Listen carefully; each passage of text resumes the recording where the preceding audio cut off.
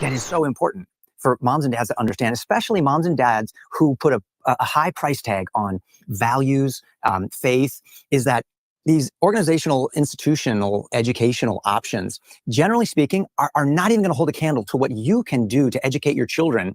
And I don't think there's a rigid template for it. I don't think it's got to be the homeschool thing that Connor's talking about or that Kirk's talking about. Maybe it's a private school, maybe it's a co-op, maybe it's a traveling adventure for 2 years with your kids across the country or whatever. But the idea is, for those of us who look to the scriptures that say things like in the Shema, take these principles and teach them diligently to your children when they rise up in the morning, when they walk along the way, and they go to sleep at night.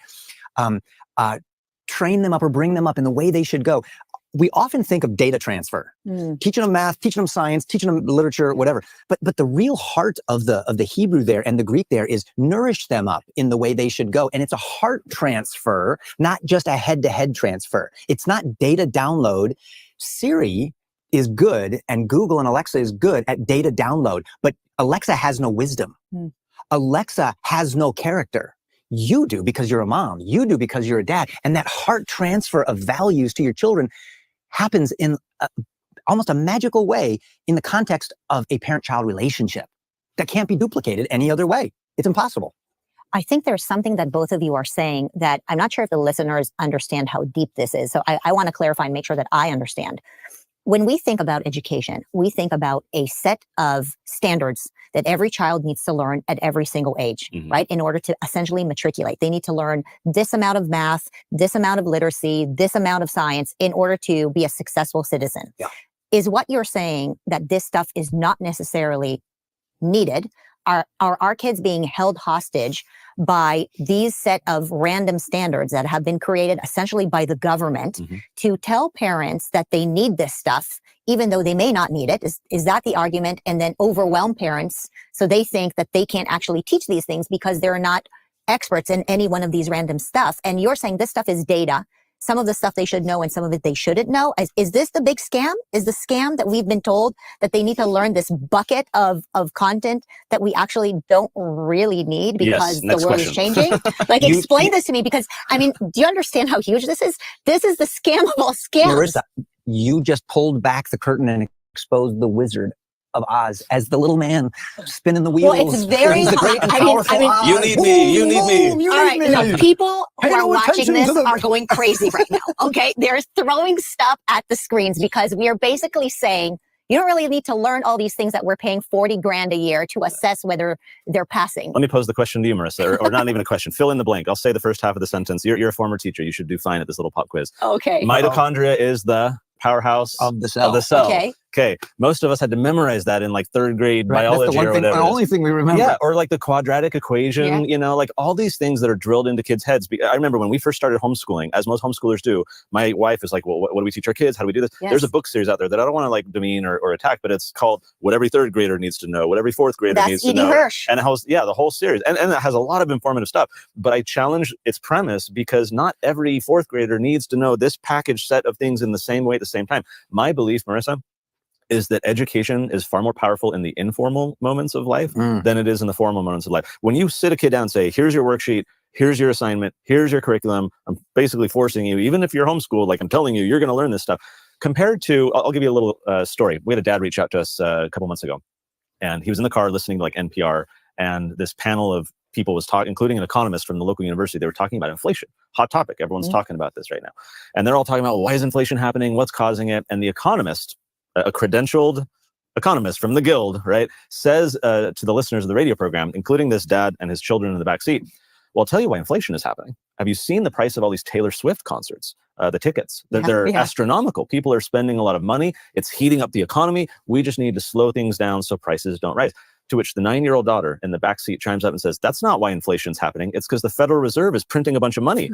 Well, the dad knew exactly why she said that, because we have a book called The Creature from Jekyll Island, which is all about the Fed and money and inflation. So he turns off the radio and he, laughs to himself, but he was able to have this amazing conversation with his daughter, not in a scripted setting, not in a, let's talk about money today. And here, it was this informal, spontaneous moment. And as he tells the story, it's very clear to me that girl will remember that conversation and that insight and observation for a very long time. I think what we as parents need to be doing, again, regardless of the schooling situation that you have with your kids, is exploiting those informal moments, leaving good books out for kids to just stumble upon. looking for the little moments in our daily life where we can hook in some value or some observation, that's going to, I think, sit in their hearts and in their minds far longer than formal curriculum that we put them through. Kids have a natural curiosity about things. And when they're interested, they find out how to do it. They figure it out and they get it done. I think that we should give kids an education that liberally covers all different topics, and so that they can say, oh gosh, I didn't know I liked agriculture so much. I mean, gosh, I want to get into regenerative farming and do that. I never would have known if I hadn't taken this class.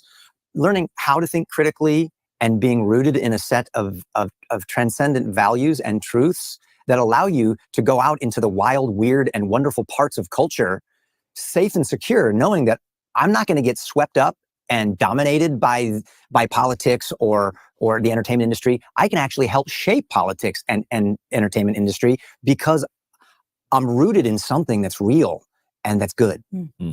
Okay, so you're basically saying that we don't need to worry so much about a body of knowledge that a child, let's say, needs to learn by a certain age or a certain grade. What about things like cultural literacy or civics? Like, conservatives, complain all the time, and I think rightfully so, that Americans don't know what America is about. We are a nation with amnesia, and we therefore don't want to defend our country. We can't defend our values because we've never been taught these values. Is there no place to have certain standards for a body of knowledge, let's say, on American civics and the Federalist Papers or systems that have worked? If we just say, well, if it's open-ended and whether a child is interested in civics or not, it doesn't matter whether they learn it or not. What about those things that make for cultural literacy, make us American? If we don't teach our kids what it means to be an American, will we lose America? Those standards do exist. They've existed in the public schools for a very long time, teaching kids civic, social studies, the basics of our 3 branches of government, the history of the Pilgrims, and on and on and on. And yet what the nation's report card released just a few months ago was the latest data on 8th graders. They regularly do 4th and 8th and 12th grade assessments. They found that for 8th graders, only 13% of them were proficient in American history across the whole country, a massively failing grade. And so to me, it invites an opportunity to say, are we teaching the right stuff, but are we teaching in the right way? Should we rely on the government, which is public schools? Should we rely on the government to teach the nature of government? Can you really expect that the government is ever going to teach the problems with government? Right? I mean, so when we're relying on government schools to be the purveyor of civic education, so much of civic education is learning about tyrants, learning about the abuse of power, learning about what your individual rights are and the contrast of that against people who are trying to take them from you. We can't rely on the very beneficiaries of ignorance to try and correct it. Right? Those in power benefit from it. Like, think of it this way. If you were a dictator for a day, so Kirk Cameron, king of the world for a day. Now you're singing my song. No. So does Kirk want to rule a people of entrepreneurial, civic-minded, historically literate, critically thinking individuals who can see through his shenanigans and learn from history and say, we're not going to? Of course not. No. What Kirk wants is a citizenry of dumbed down, distracted, bred in circuses individuals who don't understand their rights, don't understand history. So my contention, and we started writing some American history books for Tuttle Twins specifically for this reason, is that we can't leave it to the public schools to do civic education. We can't trust the government to teach about the problems of government. We need to directly empower parents and kids in the home to be learning these stories and this history themselves.